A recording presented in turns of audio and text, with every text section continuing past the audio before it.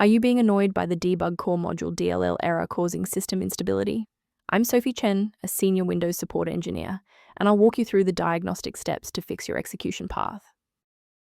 As we prepare to fix Debug Core module manually, consider the professional maintenance path for a more stable workstation. This DLL file is the Windows Debugging Core Library. It provides fundamental debugging functionality, such as thread and process inspection, which is used by diagnostic tools to capture system and application state information. Since we've covered what this file is, let's move to the primary fix. This problem affects a core Windows DLL. Start command prompt with administrator rights and run sfc/scan now so Windows can verify and restore system files such as the Debug Core module.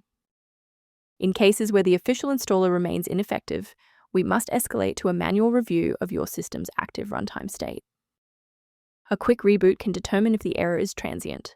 While it won't fix a deleted file, it can re-establish the connection between your software and the Debug Core module file if the path was temporarily busy. Make sure to save your spot by bookmarking this video or hit the like button before you restart so you don't have to search for it again. To ensure long-term stability, we should review the safety risks associated with unverified file sources. Manual intervention with the Debug Core module DLL is technically dangerous because it risks overriding newer, secure system libraries with older vulnerable versions that lack modern security patches. Instead of relying solely on manual updates, you can maintain your system environment using a professional maintenance utility.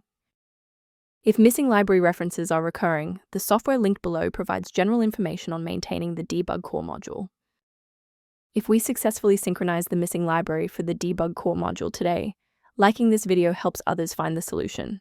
Subscribe for professional tech support,